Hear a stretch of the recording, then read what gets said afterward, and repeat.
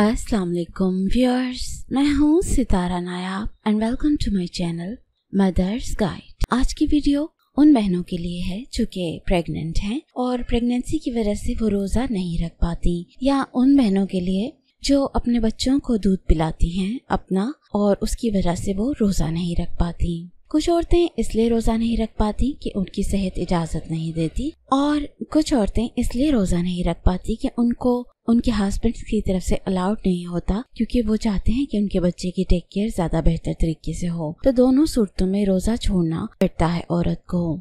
इस्लामी लिहाज से औरत को प्रेगनेंसी ब्रेस्ट फीडिंग में रोजा ना रखने की सहूलत मौजूद है, लेकिन इसका मतलब बिल्कुल भी ये नहीं है कि वो रोजा उनमें माफ हो गया है, बल्कि उनको उससे वक्ती छुट्टी मिलती है। इसके बारे में प्रॉपर इस्लामिक कानून है, यानी कि रूल है।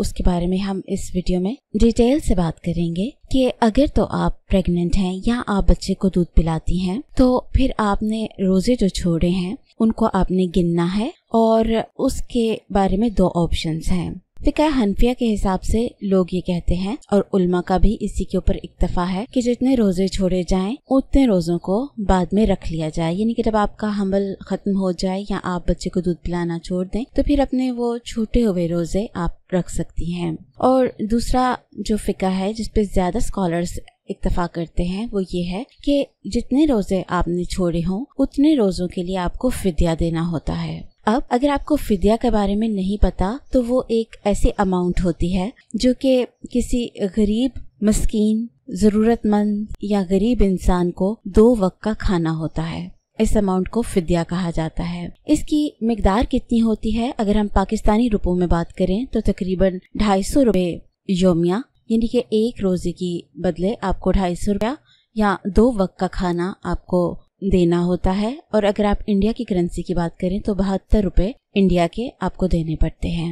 ये मैंने इसलिए कहा है कि दोनों मुल्कों के लोग ये वीडियो सुनते हैं। अब अगला सवाल ये होता है कि क्या हम इतने पैसे दे दें तो फिद्या अदा हो जाएगा? तो बिल्कुल भी नहीं होगा।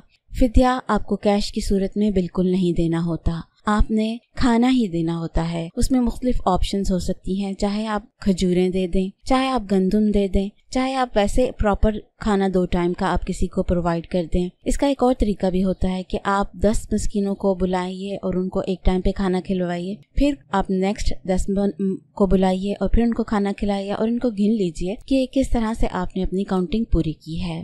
और अगर आपको ये नहीं पता कि आपने कितने रोजे छोड़े थे, तो फिर आपको एक अंदाजा लगाना होगा। फॉर एग्जांपल, अगर आपकी प्रेगनेंसी थी तो आपको पता होगा कि आपने कौन से महीने से छोड़े थे, तो फिर आपने ये अंदाजा लगा लेना है कि क्या आपने पूरे रोजे छोड़े थे या थोड़े छोड़े थे। अगर पूरे छोड़े थे तो फिर आपको 30 दिन के रोजों का फिद्या देना होगा, और अगर आपने कम छोड़े थे तो फिर आप अंदाजा लगाकर उतना दे सकती हैं। बेहतर तो ये है कि आप थोड़ा वाफर ही दे दें, ताकि अगर आप अदा कर रही हैं तो पूरा अदा हो सके। अब एक सवाल ये आता है कि हम कब ये पे कर सकते हैं? तो वैसे आप ये साल में किसी भी टाइम पे कर सकती हैं। इसके लिए कोई खास शर्त नहीं है कि आपको इसको रोजों में ही करना है, बल्कि आप इसको किसी भी टाइम साल में पे कर सकती हैं। एक और सवाल ये होता है कि क्या हम फिद्या से किसी तरह से बच सकते हैं या हमें माफ हो सकता है फिद्या? तो इसका सिंपल जवाब है कि नहीं, फिद्या को आपको देना ही होता है, इससे आपको माफी नहीं है। इसलिए अपने रोजों का आप काउंट करें। अगर आपको अल्लाह ताला ने सहूलत दी है कि आप रोजे वक्ती तौर पे छोड़ सकती हैं, तो आपको उनका काउंट रखना चाहिए और बाद में उसको ईमानदारी से फिद्या अदा कर देना चाहिए, ताकि आप अल्लाह के यहाँ भी सुरखुरू हो जाएं और आप अपने बच्चे की हेल्थ का भी ख्याल रख सकें। अगर इस वीडियो से किसी को फायदा हो जाता है इस्लामी लिहाज से, तो मैं बहुत खुश होंगी। इसलिए आप इस वीडियो को उन बहनों के साथ जरूर शेयर करें जो प्रेग्नेंट हैं और बच्चों को दूध पिलाती हैं। तो आप उनको ये वीडियो बताइए ताकि वो जान सकें कि ये जो रोजे छोड़ रही हैं उनकी माफी नहीं है।